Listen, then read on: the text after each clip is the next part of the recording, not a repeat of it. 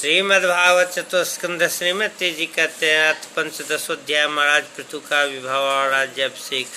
श्रीमती जी कहते विदुर जी इसके बाद ब्रह्म ने पुत्रहीन राजा बेन की भुजाओं का मंथन किया, तब उनसे एक स्त्री पुरुष का जोड़ा प्रकट हुआ। ब्रह्म आदि ऋषि उस जोड़े को उत्पन्न हुआ देखा और उसे भगवान का अंश जान बहुत प्रसन्न हुए और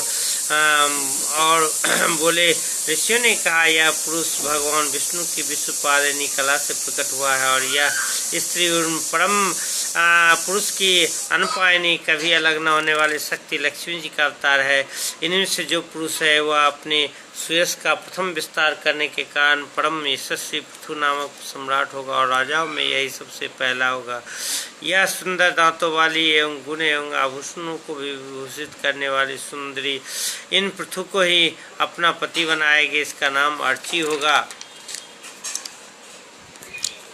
पृथु के रूप में साक्षात श्री हरि के अंश ने ही संसार की रक्षा के लिए अवतार लिया है और अर्ची के रूप में निरंतर भगवान की सेवा में रहने वाली उनकी नित्य सहचरी श्री लक्ष्मी जी प्रकट हुए हैं। श्री मैत्री जी कहते हैं विदुर जी उस समय ब्राह्मण लोग पृथु की स्तुति करने लगे। श्रेष्ठ गंधर्वों ने गुणगान किया, सिद्धों ने पुष्पों की वर्षा की, अप्सराएं नाचने लगी, आकाश में शंख तुरी मृदंग और धुंधवी आदि बाजे बजने लगे। सहस्त्र देवता ऋषि और पितर अपने अपने लोकों से वहां आए और जगत गुरु ब्रह्मा जी देवता और देवेश्वरों के साथ पधारे। उन्होंने बेन कुमार पृथु को दाहिने हाथ में भगवान विष्णु की हस्त रेखाएं और चरणों में कमल का चिन्ह देकर उन्हें श्रीहरि का ही अंश समझा, क्योंकि जिसकी हाथ में दूसरी रेखाओं से बिना कटा हुआ चक्र का चिन्ह होता है वह भगवान का ही अंश होता है।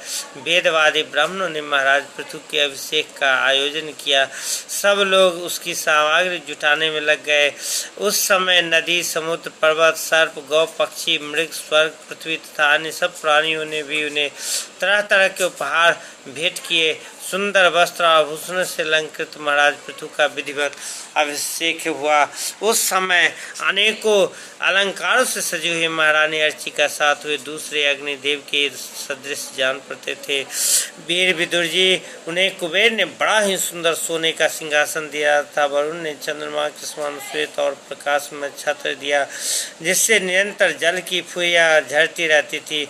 वायु ने दो चम्मर, धर्म ने कीर्तिमयी माला, इन ने मनोहर मुकुट, यम ने दमन करने वाला दंड और ब्राह्मण ने वेदमय कवच, सरस्वती ने सुंदर हार और विष्णु भगवान ने सुदर्शन चक्र का विष्णु प्रिया, लक्ष्मी जी ने अविचल संपत्ति, रुद्र ने उस चंद्राकार चिन्हों से युक्त कौश वाली तलवार और अंबिका जी ने 100 चंद्राकार चिन्हों वाली ढाल, चंद्रमा ने अमृतमय अश्व, त्वष्टा ने विश्वकर्मा ने सुंदर रथ, अग्नि ने बकरी और गौ के सिंह का बना हुआ सुदृढ़ धनुष, सूर्य ने तेजोमय बाण और पृथ्वी ने चरण स्पर्श मात्र से अभीष्ट स्थान पर पहुंचा देने वाली जोगमाया पादुकाएं, आकाश के अभिमानी ध्यो देवता ने नित्य नूतन पुष्पों की माला, आकाश विहारी सिद्ध गंधर्व आदि ने नाचने, गाने, बजाने और अंतर्ध्यान हो जाने की शक्तियां, ऋषियों ने अमोघ आशीर्वाद, समुद्र ने अपने से उत्पन्न हुआ शंख तथा सातों समुद्र, पर्वत और नदियों ने उनके रथ के लिए बेरोक टोक मार्ग उपहार में दिए। इसके पश्चात सूत, माघ और बंदी जन उनकी स्तुति करने के लिए उपस्थित हुए। तब उन स्तुति करने वालों का अभिप्राय समझकर बेन पुत्र परमेश प्रतापी महाराज पृथु ने हंसते हुए मेघ के समान गंभीर वाणी में कहा। पृथु ने कहा, सौम्य सूत, मागध और बंदीजन, अभी तो लोक में मेरा कोई भी गुण प्रकट नहीं हुआ, फिर तुम किन गुणों को लेकर मेरी स्तुति करोगे? मेरे विषय में तुम्हारी वाणी व्यर्थ नहीं होनी चाहिए, इसलिए मुझसे भिन्न किसी और की स्तुति करो। मृदुभाषियों कलांतरों में जब मेरे अप्रकट गुण प्रकट हो जाए तब भरपेट अपनी मधुर वाणी से मेरी स्तुति कर लेना। देखो शिष्ट पुरुष पवित्र कीर्ति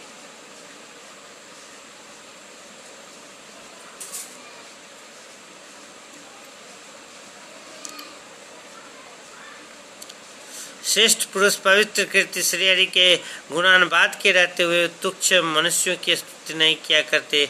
महान गुणों को धारण करने में समर्थ होने पर भी ऐसा कौन बुद्धिमान पुरुष हो जो उनके रहने पर भी केवल संभावना मात्र से स्तुति करने वालों द्वारा अपनी स्तुति कराएगा। यदि यह विद्या अभ्यास करता तो इसमें अमुक अमुक गुण हो जाते हैं। इस प्रकार की स्तुति तो मनुष्य की वंदना की जाती है। यह मंदमती यह नहीं समझता कि इस प्रकार तो लोग उसका उपहास ही कर रहे हैं। जिस प्रकार लज्जाशील उदार पुरुष अपने किसी निंदित पराक्रम की लोक विख्यात समर्थ पुरुष अपनी स्तुति का भी निंदित मानते हैं। सतगुण सुतगण अभी हम अपने श्रेष्ठ कर्मों के द्वारा लोगों को अप्रसिद्ध ही है। हमने अब तक कोई भी ऐसा काम नहीं किया है जिसके प्रशंसा को की जा सके। तब तुम लोगों से बाध्यों के तुम लोग के बच्चे के समान अपनी कीर्ति का किस प्रकार गान कराऊं। इति श्रीमद्भागवते महापुराणे संहितायां पृथु चरितो 15वां अध्यायः।